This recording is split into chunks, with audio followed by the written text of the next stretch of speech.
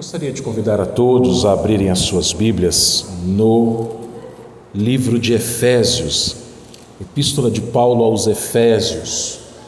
Nós vamos ler o capítulo 4, os versículos 1 ao versículo 6. Efésios 4, versículo 1 até o versículo de número 6. Diz assim a palavra do nosso Deus: Rogo-vos, pois, eu, o prisioneiro no Senhor, que andeis de modo digno da vocação a que fostes chamados, com toda a humildade e mansidão, com longanimidade, suportando-vos uns aos outros em amor, esforçando-vos diligentemente por preservar a unidade do Espírito no vínculo da paz. Há somente um corpo e um Espírito, como também fostes chamados numa só esperança da vossa vocação. Há um só Senhor, uma só fé, um só batismo, um só Deus e Pai de todos, o qual é sobre todos e age por meio de todos e está em todos. Vamos orar. Pai Santo, nós queremos te agradecer por essa preciosa oportunidade que o Senhor nos dá neste dia, de juntos podermos adorar o teu nome. Agora, Senhor Deus, queremos te pedir, Pai, que a tua misericórdia continue se estendendo a nós e que o Senhor fale com cada um de nós que aqui está e a todos aqueles a quem esta mensagem chegar. Ó Pai Santo, que não seja o homem quem fale, mas que seja o Teu Espírito, que o Teu Espírito fale a cada coração. É o que eu te peço em nome de Jesus. Amém. Edward, Albert, Christian, George, Andrew, Patrick, David. Esse é o nome completo do rei Eduardo VIII da Inglaterra. Não somente o rei da Inglaterra, mas sobre todo o Reino Unido. O rei Eduardo, ou Edward em inglês, ele reinou a Inglaterra do dia 20 de janeiro de 1936 até o dia 10 de dezembro do mesmo ano. Ele reinou apenas 10 meses e 20 dias, tendo abdicado do trono. Isso aconteceu porque, uma vez coroado rei, esperava-se que Eduardo, ou Edward, agisse como um rei, tivesse a postura de um rei, mas não foi isso que aconteceu. Eduardo, ele desrespeitava os protocolos reais, ele desrespeitava as instituições, causando rapidamente uma crise institucional e política no seu país. Eduardo, então, cometeu a gota d'água quando ele anunciou que iria se casar com uma americana chamada Wallis Simpson, ou Simpson, isso, divorciada 2 vezes. E esse seria então o terceiro casamento dela, e uma vez casada com ele, ela tornaria-se a rainha consorte. O problema era o seguinte: a Inglaterra, na Inglaterra, o rei ou a rainha, além de serem o chefe de Estado, eles também são o chefe da igreja da Inglaterra, a igreja anglicana. E naquela época a igreja anglicana não aceitava o casamento de pessoas divorciadas enquanto o seu ex-cônjuge ainda estivesse vivo. Então aquilo gerou uma grande crise na Inglaterra e em todo o Reino Unido, porque o rei queria se casar com uma divorciada. E não bastasse uma vez, ela já tinha se divorciado 2 vezes. Ou seja, houve um grande escândalo. O primeiro-ministro, ele ameaçou renunciar caso Eduardo se casasse com essa mulher, e, não aguentando a pressão, no dia 10 de dezembro de 1936, Eduardo abdicou o seu trono.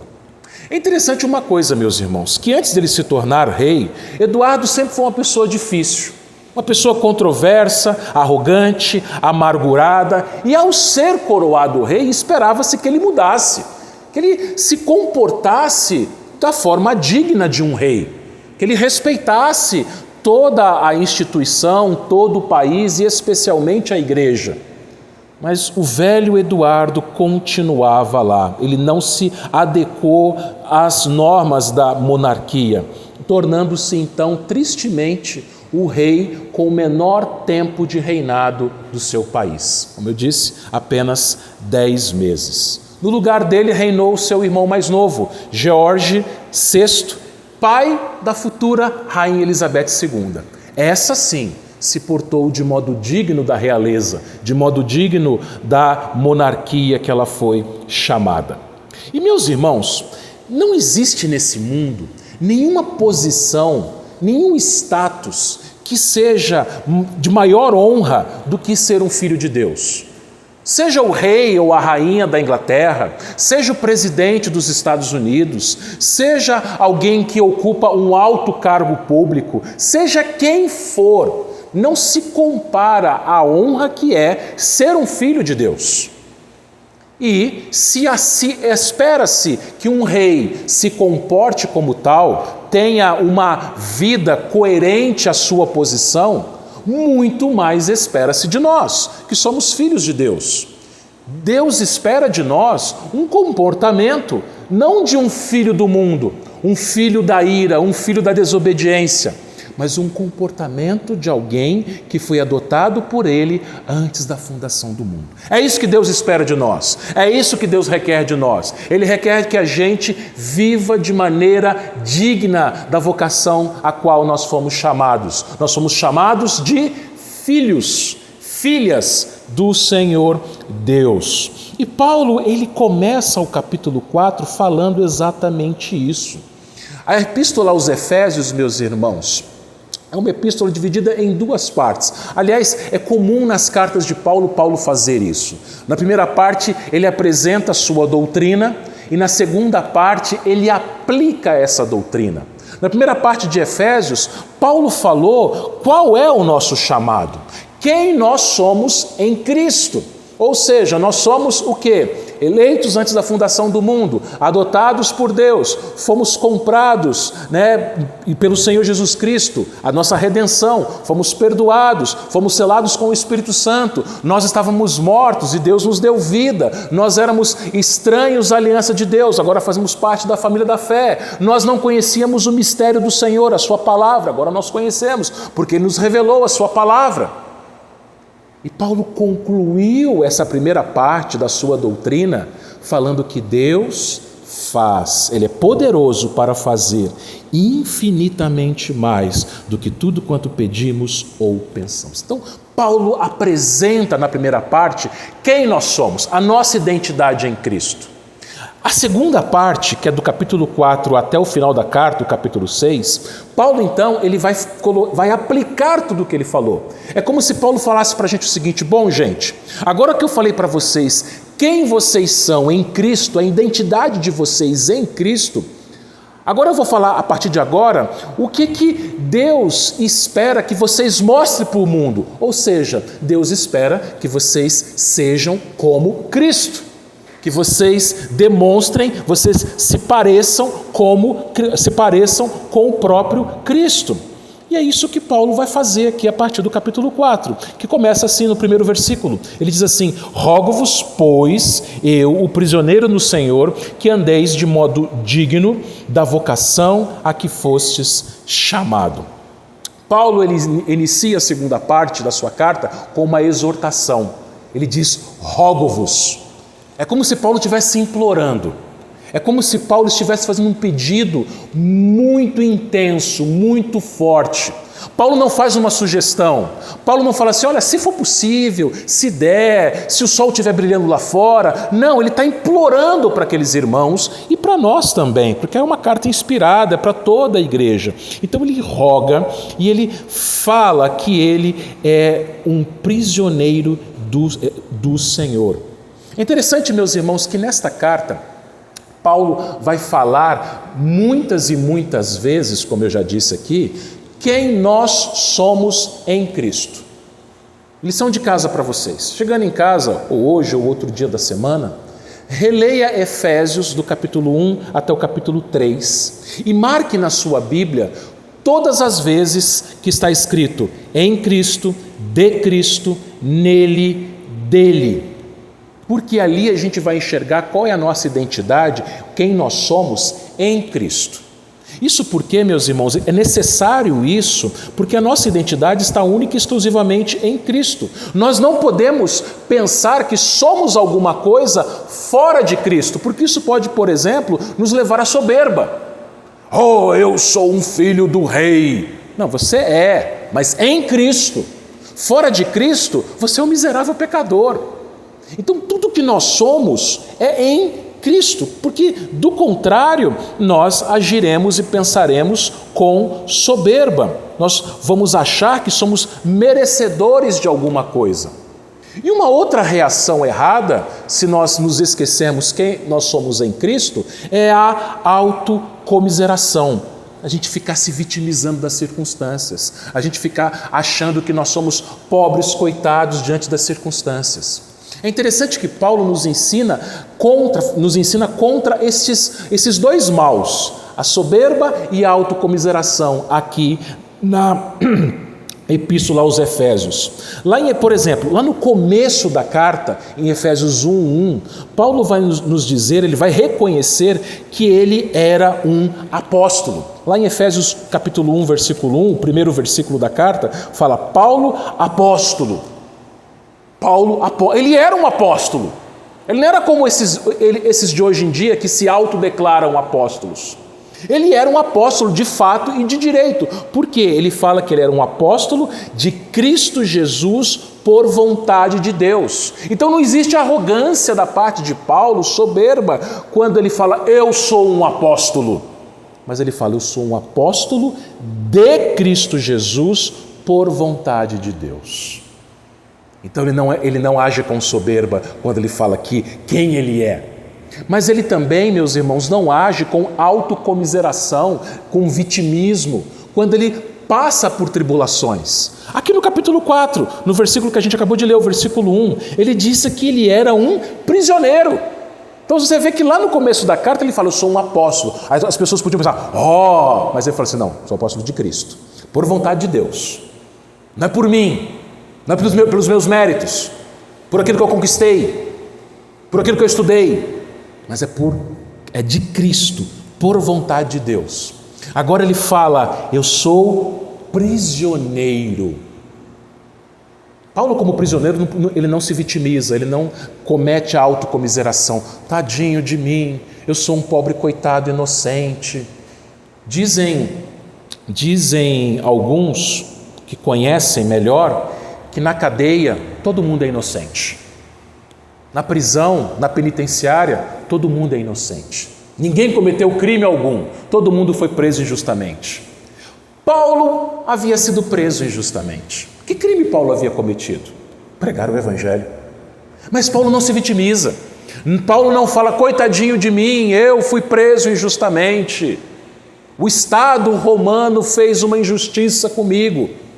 Não, Paulo ele fala, eu sou prisioneiro no Senhor. Então, meus irmãos, quando a gente sabe quem a gente é em Cristo, não existe espaço nem para soberba e nem para autocomiseração. Você é o que é no Senhor. Você vive a vida que você vive no Senhor, pela vontade do Senhor. E, meus irmãos, quando a gente entende a nossa identidade em Cristo, a gente passa então a viver, a se comportar, a andar do modo digno que nós fomos chamados, da nossa vocação.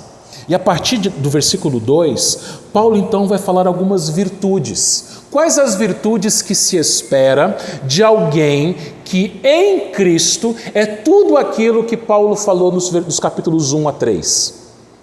Quais as virtudes que se espera? Versículo 2, Paulo fala assim, com toda humildade e mansidão, com longanimidade, suportando-vos uns aos outros em amor. Paulo aqui vai falar a respeito de algumas virtudes, e a primeira delas é a humildade.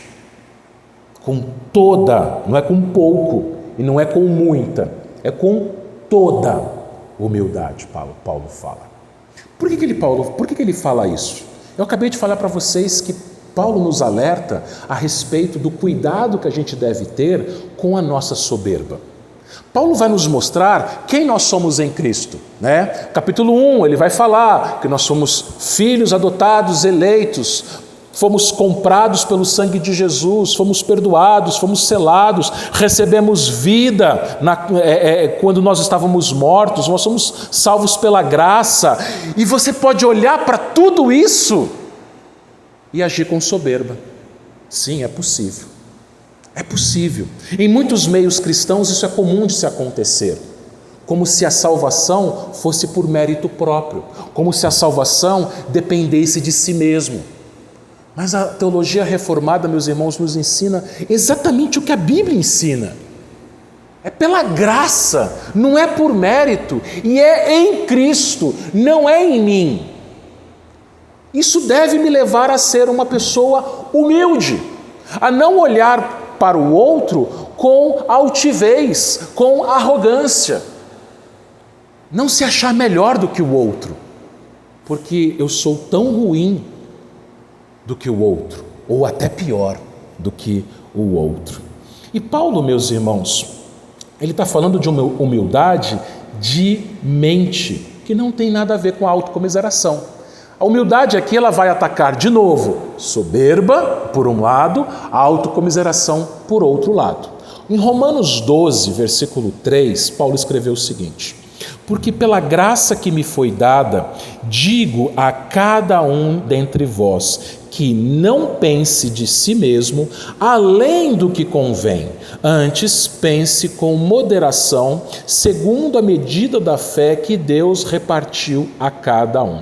Não pense além de si mesmo, além do que convém. Por que Paulo fala isso aos romanos? Porque na cultura greco-romana dos dias de Paulo, a humildade ela é considerada uma fraqueza. Os homens virtuosos não eram homens humildes, mas eram homens altivos, eram homens soberbos, né? Eram homens que se colocavam numa posição de superioridade aos demais. Humildade não, humildade era uma fraqueza. Isso nos dias de Paulo, na cultura de Paulo. Nos nossos dias, na nossa cultura, meus irmãos, fala-se muito de uma outra coisa, que não tem nada a ver com a altivez, mas sim, aliás, nada a ver não, que tem tudo a ver com a altivez, que é a respeito da autoestima. E fala-se muito que você não pode ter baixa autoestima, especialmente para as mulheres. Como tem canais de YouTube, como tem perfis no Instagram falando, não só para as mulheres, para os homens também, mas especialmente a gente percebe sobre a autoestima. Então você tem que se valorizar, você tem que se amar, você não pode ter uma baixa autoestima, você tem que repetir para si mesmo que você é capaz, que você é poderosa, que você é forte, que você tem valor. Infelizmente muitos crentes compram essa ideia. Compram a ideia da alta autoestima. Então isso é soberba. Eu sou alguém. Eu devo ser alguém. Do outro lado da moeda, o que a gente tem? A autocomiseração. A pessoa que pratica a autocomiseração é aquela pessoa que fala o seguinte: tadinho, coitadinho de mim, eu sou um fracassado, tudo que eu ponho a mão não dá certo, tudo que eu faço vai dar errado. Essa é a autocomiseração. Só que ao contrário do que possa parecer, meus irmãos, a autocomiseração não tem nada a ver com humildade. Sabe por quê? Porque quem pratica a autocomiseração, ela está fazendo o seguinte: olhem para mim, olhem como eu sou um coitadinho, olhem como eu sou um fracassado, olhem como eu sou um perdedor, olhem para mim. Sabe o que é isso? Egolatria. É idolatrar o próprio eu. É você falar para as pessoas olharem para você e ter dozinha de você, e ter pena de você. Isso não tem nada a ver com humildade. Paulo está falando de humildade de coração, de mente. Baixa autoestima é uma coisa que não existe. Essa teoria cai por terra quando nós entendemos que quer o soberbo, quer aquele que comete a autocomiseração, ambos idolatram o próprio eu. Eles não olham para Cristo, eles não veem quem eles são em Cristo, mas eles querem, ou eles se acham o soberbo, ou eles se acham que poderiam ser melhores, ou que mereciam ser melhores, ou que mereciam algo melhor, uma vida melhor, a autocomiseração. A autoestima cai por terra, porque todo mundo tem alta autoestima. Alta autoestima.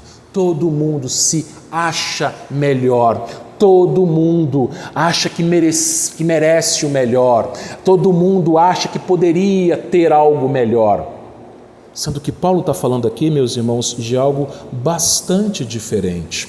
Paulo está falando que ser humilde é o que ele falou lá em Romanos 12:3. É pensar com moderação, segundo a medida de fé, ou seja, de acordo com aquilo que você crê e que você é em Cristo.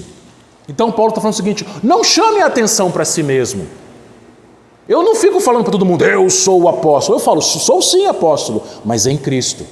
Eu não fico me dando uma de coitado, coitado de mim, eu estou preso. Não, eu estou preso sim, mas sou prisioneiro no Senhor.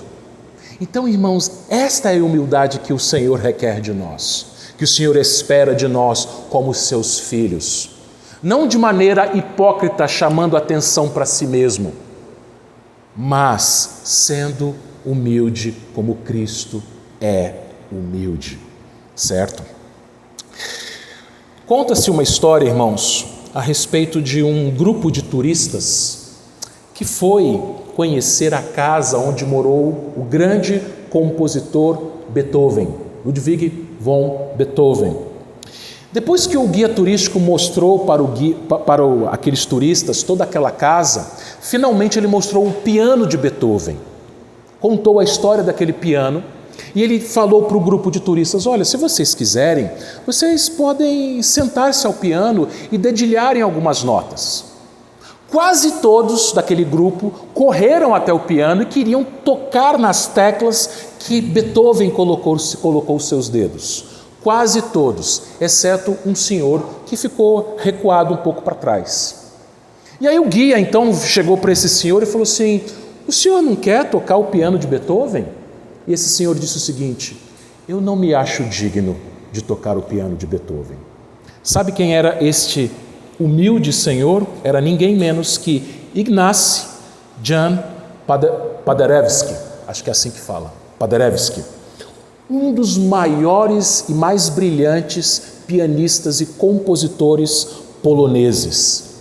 Ele sabia, ele era o único digno de teclar aquele piano, mas ele não se portou nem com soberba e muito menos com autocomiseração. Ele sabia tocar, ele poderia tocar, mas ele falou: não sou digno. Não, Beethoven foi maior do que eu. E meus irmãos, Paderewski, ele conhecia a música muito mais do que todos os demais que ali estão. E o que isso nos ensina? Que quanto mais a gente conhece a Deus, mais humilde nós nos tornamos. Jó, por exemplo, lembra da história de Jó?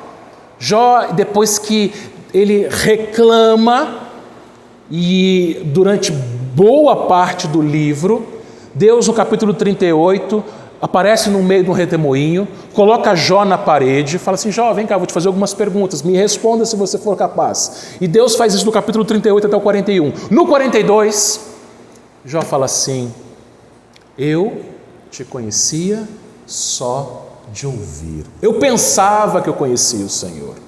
Eu achava que eu conhecia o Senhor.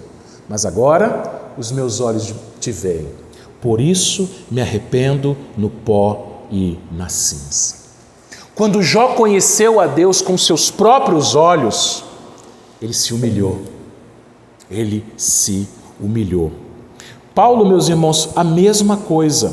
À medida que ele foi conhecendo a Deus e ele foi amadurecendo, mais humilde ele se tornou. Ao invés de ele se tornar uma pessoa cada vez mais soberba, porque ele estava conhecendo cada vez mais ao Senhor, ele estava se aprofundando cada vez mais na sua vida com Deus, cada vez mais que ele crescia no conhecimento, mais humilde ele se tornava. Por exemplo, no ano 55 depois de Cristo, ele escreveu 1 Coríntios 5, versículo 9. E lá ele escreveu que ele era o menor dos apóstolos.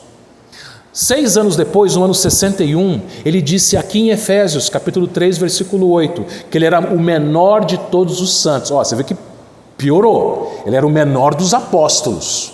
Ele era o menor dos 12. Depois ele fala que ele era o menor dos eleitos, que é um grupo muito maior. No final da sua vida, no ano 66 depois de Cristo, lá em 1 Timóteo 1,15, ele fala que ele escreveu que ele era o principal dos pecadores. Percebe? Menor dos apóstolos, menor dos santos, principal dos pecadores. Quanto mais Paulo se amadureceu e mais Paulo conheceu ao Senhor Jesus, mais ele foi se abaixando. É aquela história, você imagina um prédio bem alto, né? Se você vai para uma cidade grande, você vai para São Paulo, por exemplo, você vai para uma avenida paulista, você vai para o Brooklyn, e ali você vê prédios imensos. De longe aquele prédio parece pequeno, mas quanto mais perto você chega no prédio, mais você vê que o pequeno é você. E na hora que você fica de frente com o prédio, aí você vê quão grande é o prédio e quão pequeno você é. Quanto mais a gente se aproxima do Senhor, mais nós vemos o quanto Ele é grande e o quanto nós somos minúsculos, pequenos. Isso é a verdadeira humildade. Mas a consequência da humildade, meus irmãos, Paulo continua no versículo 2, é a mansidão. Ou seja, se eu não penso além de mim, se eu não penso além de mim mesmo, daquilo que eu sou, e eu sei que a minha identidade não está em mim mesmo, mas em Cristo, eu baixo a bola, eu me torno uma pessoa mansa. O soberbo, ele tem a tendência a ser iracundo. O humilde, ele vai se tornar uma pessoa mansa. Mas cabe ressaltar uma coisa aqui, meus irmãos. Mansidão não tem nada a ver com quietude ou sossego. Sabe aquela pessoa quietinha? Aquela pessoa sossegada na dela, introvertida? A gente pensa que aquela pessoa é uma pessoa mansa. Mas mansidão na Bíblia não tem nada a ver com ser introvertido, com ser quietinho, com ser uma pessoa que não expressa muito as suas emoções. Mas o manso é aquela pessoa que sabe dominar as suas emoções, especialmente a ira. Então, o manso é aquele que não explode de raiva, mas que também não implode com amargura. O manso é aquele que não bota tudo para fora, mas também não guarda tudo aqui dentro. Percebe? Às vezes você olha para uma pessoa que é explosiva e você fala, aquele ali não é manso. Aí você olha para uma outra pessoa que é quietinha, você fala, esse aqui é manso, mas não. O quieto, ele pode não explodir, porque quem explode faz o mal para outra pessoa, fere a outra pessoa. Mas quem implode, fere a si mesmo e guarda amargura no seu coração. Então mesmo uma pessoa que seja quietinha, que não fale nada, se aquilo está lá dentro e ela fica remoendo aquilo, ela não é uma pessoa mansa. Muito pelo contrário, ela tem ira guardada no seu coração. E meus irmãos, ser manso é ser alguém que tem o seu coração guardado. Lá em Mateus 12:34, Jesus disse que a boca fala do que está cheio o coração. Então, de novo, o explosivo, ele vai botar para fora, ele vai falar aquilo que o seu coração está cheio. E o implosivo, aquele que não fala nada, que parece que é alguém manso, ele pode não botar para fora, ele pode não falar, mas o coração dele está cheio de raiva, cheio de ira, cheio de amargura. O manso, pelo contrário, irmãos, quando ele é atacado, ele nem revida, externando, né, explodindo, e nem guardando amargura no seu coração, mas ele perdoa. A reação do manso não é nem colocar para fora e nem guardar, mas é perdoar. Por isso que o grande Charles Spurgeon certa vez disse o seguinte, abro aspas: quando falarem mal de você, não fique chateado, pois você é muito pior do que eles pensam. Olha para si mesmo. Se alguém fala mal de você, puxa, mas falou mal de mim. Isso é autocomiseração. Agora, se você explode, isso é ira, isso é soberba. Spurgeon fala assim, olha, eles nem imaginam como você é mau, como você é pecador. É assim que nós somos. Por isso que a nossa identidade não é em quem nós somos sem Cristo. Quem nós somos sem Cristo é como Paulo disse, somos miseráveis pecadores, mas é em Cristo. O mérito, a glória é para Ele. Se nós somos quem nós somos hoje, isso é mérito dEle, nos fazendo cada vez mais humildes e, consequentemente, cada vez mais mansos. E aí você percebe uma coisa, você percebe que ser humilde e manso é ser parecido com Jesus? Jesus, ele falou isso, ele declarou isso lá em Mateus 11, 29. Ele disse que eu sou manso e humilde do quê? De coração. A raiz, o ponto central é o coração. Não é aquilo que você aparenta para as outras pessoas, mas é aquilo que está aqui dentro, que somente Deus conhece, que somente Deus sonda se é verdade ou não.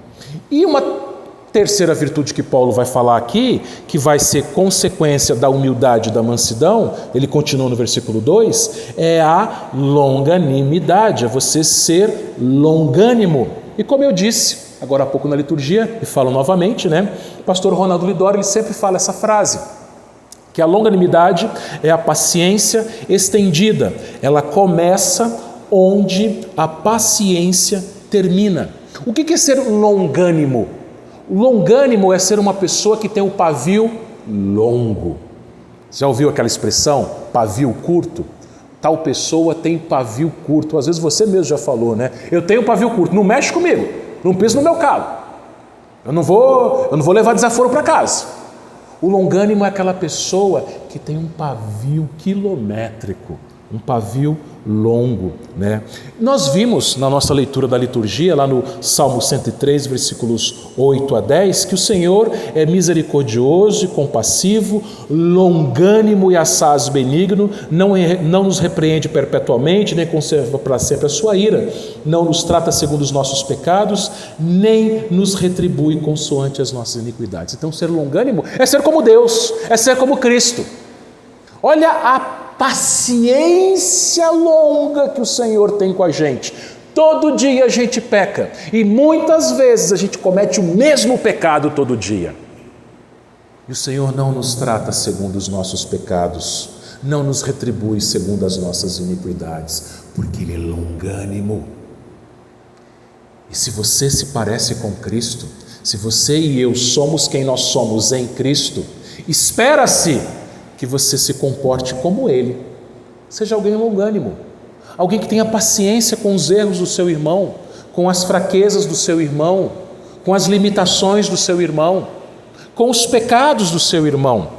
Por isso que Paulo continua, versículo 2 ainda, suportando-vos uns aos outros em amor. Suportar é o quê? É aguentar, né? Imagina um suporte. O suporte, ele aguenta o peso. Ele vai ter que suportar aquilo. Quando Paulo fala que nós devemos suportar uns aos outros, é exatamente isso. Tolerar as fraquezas, as falhas e os fracassos dos outros. Mas preste bem atenção. Suportar o irmão não tem nada a ver com passar a mão na cabeça, fazer vistas grossas para o pecado. Deus, Ele nos suporta com a sua longanimidade, mas Deus, Ele não passa a mão na nossa cabeça. Deus, Ele não olha para a gente quando a gente peca e fala assim: olha, meu filho, fica calmo, está tudo bem, está tudo tranquilo, está tudo em paz, vamos continuar. Deus não faz isso conosco. Nós temos pecados, Ele é longânimo, não nos trata segundo os nossos pecados, mas pecado é pecado e deve ser tratado como tal. E Deus, na sua infinita graça, através do teu Espírito, o que Ele faz? Ele nos ensina na sua palavra a como abandonarmos o nosso pecado. Suportar uns aos outros em amor, meus irmãos, é exatamente isso. Eu tenho paciência com o meu irmão, eu tolero as suas fraquezas, as suas limitações, os seus pecados, mas eu não acho que aquilo é normal. Eu não acho que ele é assim mesmo, mas eu pego esse irmão e trago ele para a palavra. Ó irmão, vem cá, olha o que Deus quer que você faça. Olha aqui o que o Senhor espera que você, a maneira como você viva. Olha o que a Bíblia fala a respeito desse pecado que você tem cometido vez após vez. Com amor. Com amor. Claro, o amor é um reflexo da mansidão, da humildade, da longanimidade, né? Então, o que é suportar o irmão? É discipulá-lo, é andar com ele. Jesus suportou 3 anos, 12 caras difíceis, fracos, incrédulos, caras complicados. Jesus suportou eles. Só que o que Jesus fez com eles? Tornou-os discípulos. Discípulos. É assim que deve ser na igreja, meus irmãos. É assim que o Senhor Deus, o nosso Pai, espera que nós sejamos, que nós vivamos, que nós andemos, discipulando um ao outro, ensinando um ao outro, fazendo com que cada um se amolde ao caráter de Cristo, na palavra. É interessante que ele fala suportando-vos uns aos outros. Eu discipulo o meu irmão, mas o outro irmão me discipula, porque eu também sou fraco, eu também sou pecador, eu também tenho as minhas limitações. É mútuo, não é um discipula e todos são discipulados. Isso foi Jesus com os 12. Mas Jesus, ele, através da igreja, o discipulado, o suporte, ele é mútuo entre nós, meus irmãos. Só que tudo isso que eu falei até agora não é fácil de se fazer. Requer esforço. Versículo 3. Esforçando-vos diligentemente por preservar a unidade do Espírito no vínculo da paz. Você andar de maneira digna da vocação a que você foi chamado, ser uma pessoa humilde, mansa, longânima e que suporta o seu irmão, difícil, não é uma coisa simples de se fazer, não é uma coisa fácil, mas requer esforço. Uma coisa que eu tenho aprendido, a duras penas, é cuidar da minha saúde.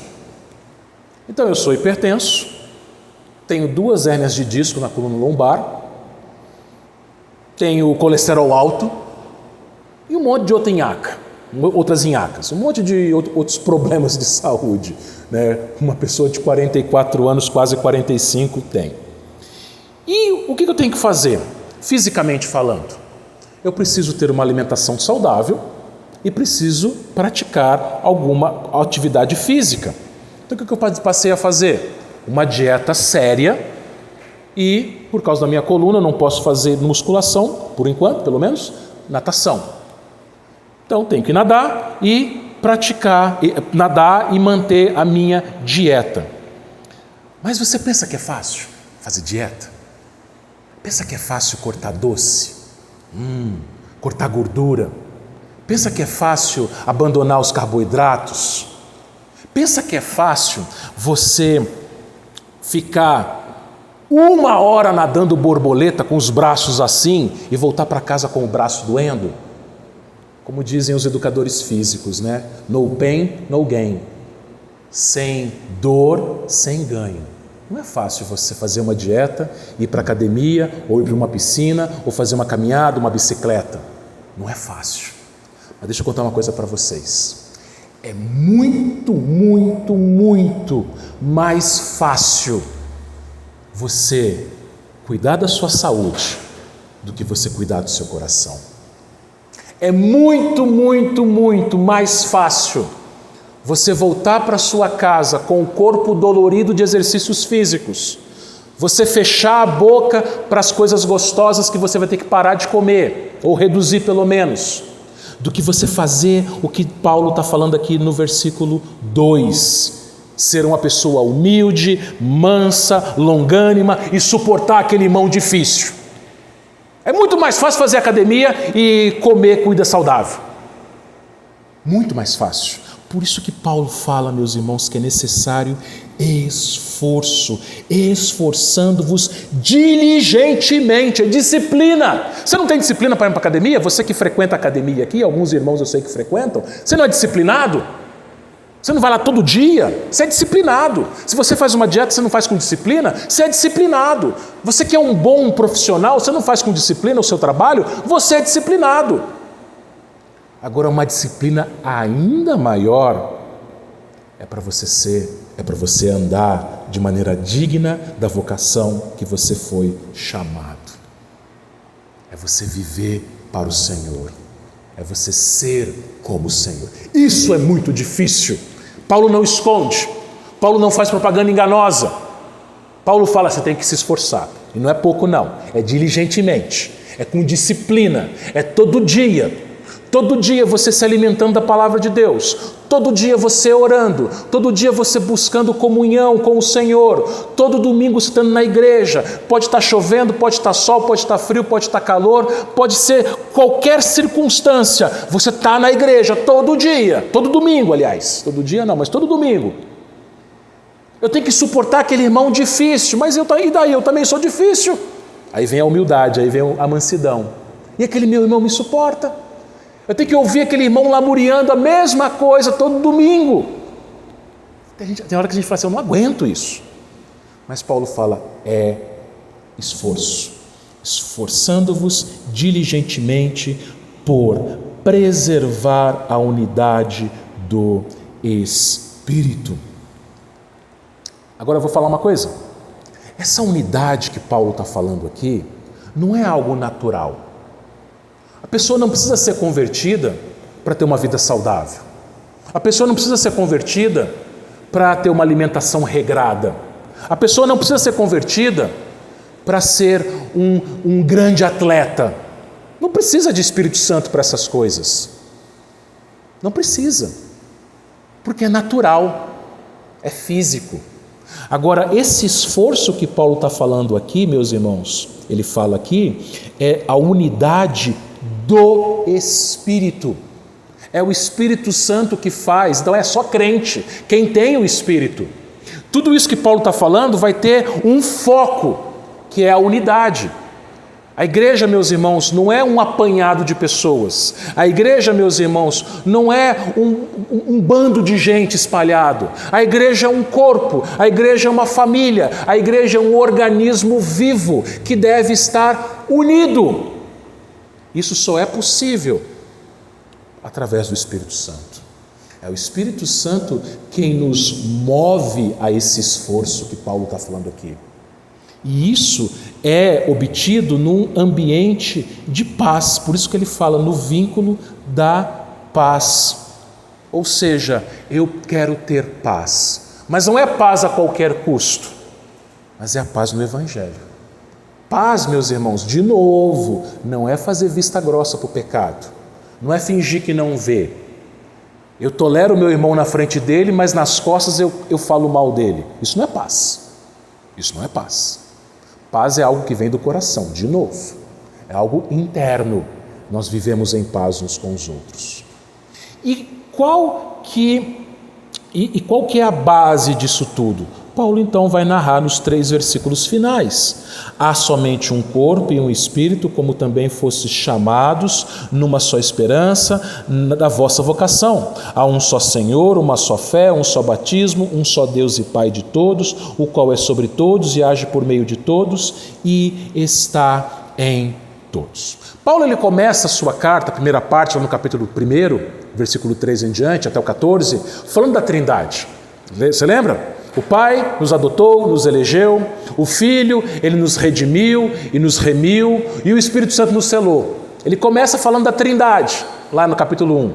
No capítulo 4, ele fala de novo da Trindade, que a Trindade é a base da nossa unidade. Ele fala que só existe um corpo, a igreja é uma só. Nós presbiterianos, quando nós celebramos a ceia do Senhor, o pastor presbiteriano, o que ele fala? A ceia não é presbiteriana, mas a ceia é do Senhor. Então, se porventura houver alguém aqui que é membro de uma igreja evangélica, reconhecidamente evangélica, está em comunhão com Deus e com a igreja, você tem a destra da comunhão, você pode participar da ceia, porque a gente entende que a igreja não é formada por uma denominação exclusiva, mas é a igreja do Senhor. Só existe uma igreja. A igreja não está restrita a uma denominação, não está restrita a uma língua, não está restrita a um local, a uma nação, mas os nossos irmãos de todo o planeta, independentemente de qual seja a sua denominação, são nossos irmãos. Então Paulo fala, é uma igreja só. Você vai ter que tolerar aquele seu irmão que pensa diferente. Não o herege, mas o que pensa diferente. Porque a igreja verdadeira, ela pode ter divergências naquilo que é secundário e terciário, mas aquilo que é primário, ela crê da mesma forma. Existe uma só igreja, existe apenas um só Espírito Santo, ou seja, é um só Espírito que habita em todos os crentes, em todos os eleitos, é um só Espírito que consola todos os crentes, é um só Espírito que ensina, que ilumina a mente e os corações de todos os crentes quando eles leem, estudam e ouvem a palavra. Nós não temos Espírito Santo presbiteriano, Espírito Santo batista, Espírito Santo metodista, Espírito Santo assembleano. Não, o Espírito é um. Apenas um Espírito. Uma só esperança da vossa vocação. Qual é a nossa esperança? É estar com Cristo, que é incomparavelmente melhor. Por isso que na eternidade a unidade vai ser completa, a unidade será plena. Não vai ter mais divisões, nem pequenas divisões. Ela será plena, porque nós temos a mesma esperança. Um só Senhor. Jesus, ele morreu por todos os eleitos do Pai. Os mais fortes e os mais fracos. Os mais sábios e os mais ignorantes. Independentemente da localização, independentemente daquilo que nem existia na época da sua morte, mas que se tornou as denominações, um só Senhor, uma só fé, ou seja, nós cremos num só, é o mesmo Cristo, e um só batismo. O batismo, meus irmãos, apesar dos cristãos divergirem na forma do batismo e na quantidade de água que é usada no batismo, o batismo é um só.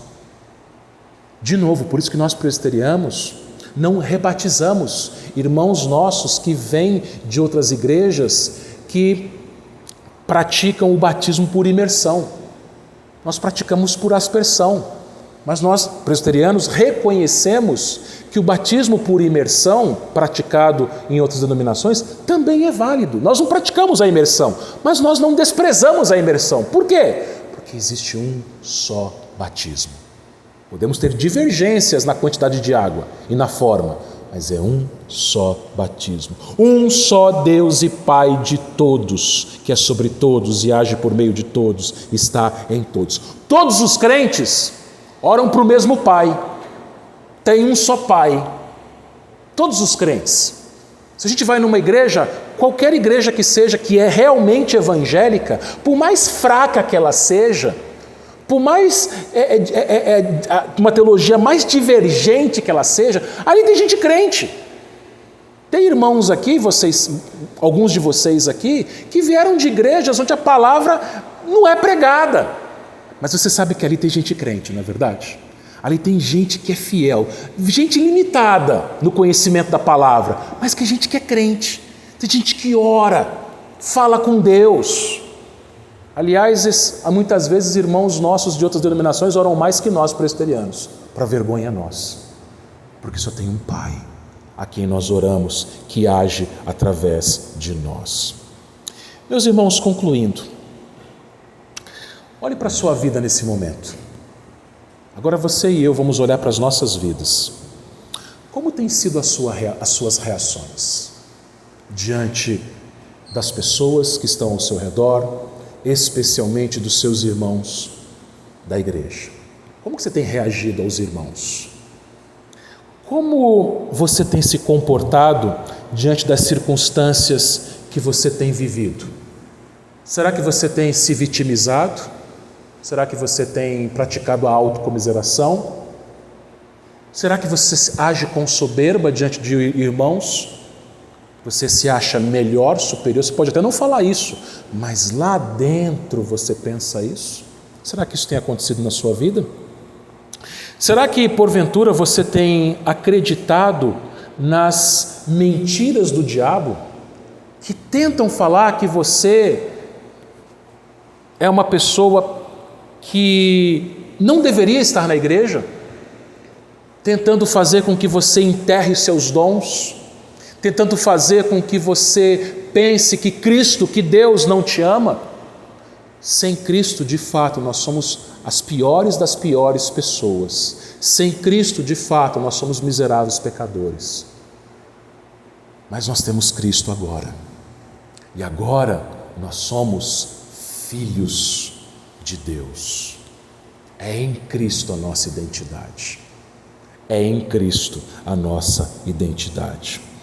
Diante dessas coisas, você tem se esforçado em ser um crente mais humilde, mais manso, mais longânimo, que suporta aquele seu outro irmão, aquela sua outra irmã?